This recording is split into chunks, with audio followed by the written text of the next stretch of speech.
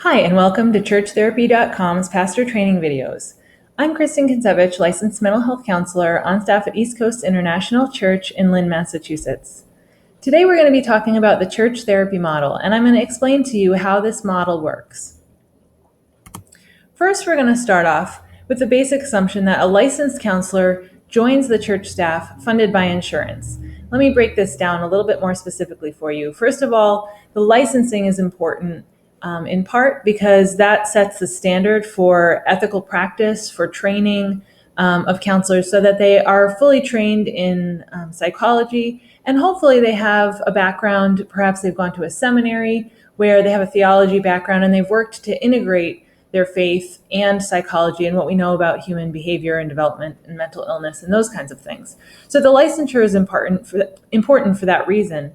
It's also important because if you want to be on insurance panels as a counselor, you need a license in order to do that.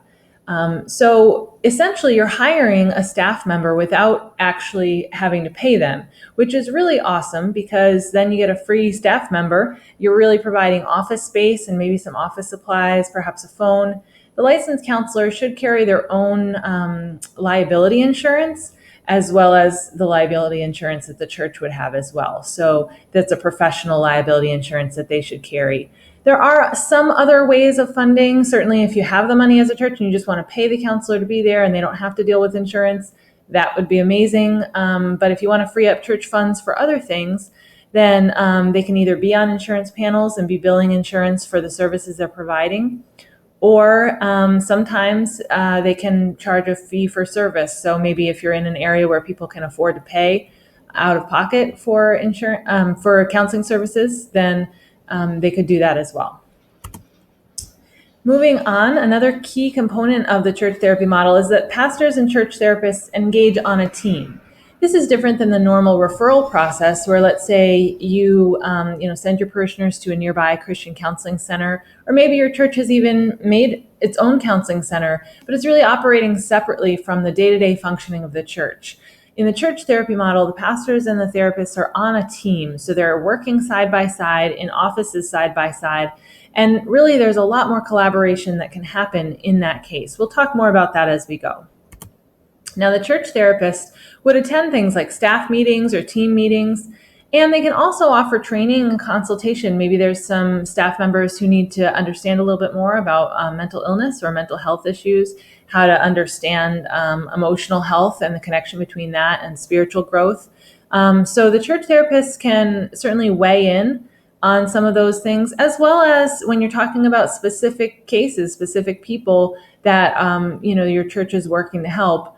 The church therapist can offer insight into maybe some things that are going on a deeper level for that person that maybe is stopping them from, let's say, being able to be consistent or things like that. So that the church therapist provides a mental health perspective kind of all around for the church staff. Now, mental health care is provided in the church building. So this is important, and again, a little different than a kind of referral process setup, because it's a place where the parishioners feel familiar and comfortable and safe. They've already been to the church building, obviously, and they know where the offices are. They've probably met the church therapist at some point along the way as a church staff person. So they're familiar with the context. This is really important because it makes people feel safer to open up. Sometimes we think that there would be embarrassment or shame around talking to someone that you may have already met before, but actually I found it's quite the opposite. That people are more likely to actually come to therapy when they feel like they can trust the person. And so you're providing mental health care in the safe space, which is really critical. Now, when you do this, stigma decreases because all of a sudden you have a context where mental health care is part of the day-to-day functioning of the church. So the idea that you should be embarrassed or have some kind of shame about getting counseling, it just really decreases. You're creating a culture where therapy is accepted and normal and part of the discipleship process. Emotional healing is very critical to spiritual growth. And so you're really communicating that in this model. And accessibility increases. The services are right there. From my experience, people who would never have gone to therapy or counseling in an outside office where they had no idea who the counselor was or what the services were going to be like, they just wouldn't follow up. And the pastor can hand them a referral all day long. They're not going to go. But accessibility is a huge factor here. So then pastors and counselors are actively collaborating on helping strategies. This means that, again, if you have a specific person you're working with, let's say I have someone I'm working with in therapy and one of the pastors is leading them in leadership development and ministry development, there would be some dialogue and ongoing work around how to help this person move forward in a way that is kind of streamlined and cohesive and goes with the goals that person has for themselves. So there's a spiritual growth track and an emotional growth track that's happening at the same time. Of course, it's important for the person to sign a release for this. The counselor cannot speak to anyone who the client has not given specific permission for.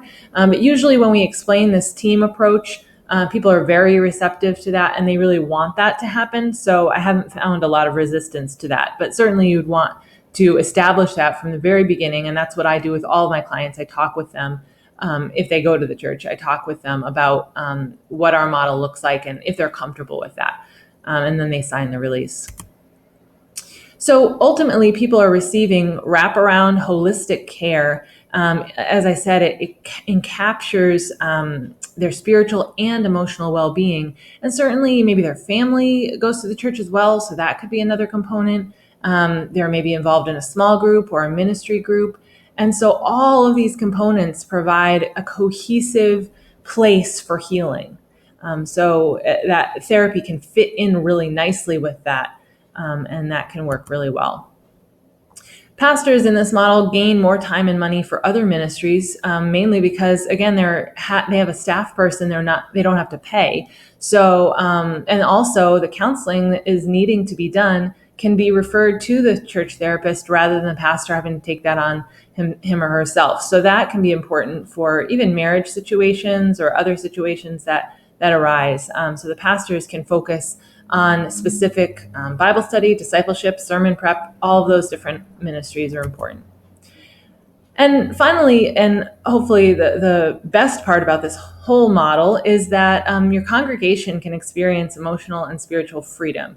One of my favorite verses that kind of drives my work is Galatians 5:1. It is for freedom that Christ has set us free. The Christian life is not just about waiting for heaven and going there someday. It's really about experiencing healing and freedom right here and now.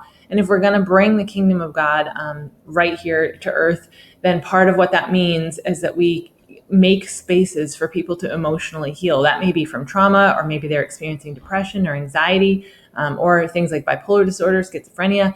The church needs to be the place where people can feel safe and where people can heal. And so I think that's really important. And in our experience, as we've done the church therapy model, we've seen that across the board, because we're creating a culture of healing, people really experience it as a group. So it's really wonderful for the church as a whole. And all of this, of course, leads to becoming more like Christ. The cross is central to everything that we do. And so in this context, emotional healing is only possible through the power of Christ. And that is just totally upfront in the church therapy model from the very beginning. We can help people emotionally feel better or cope, but that doesn't really produce the kind of healing that happens when you dive into the root issues, when the church is the one providing the care in a really comprehensive way. Thanks so much for watching. Go to churchtherapy.com to find out even more. Thanks so much.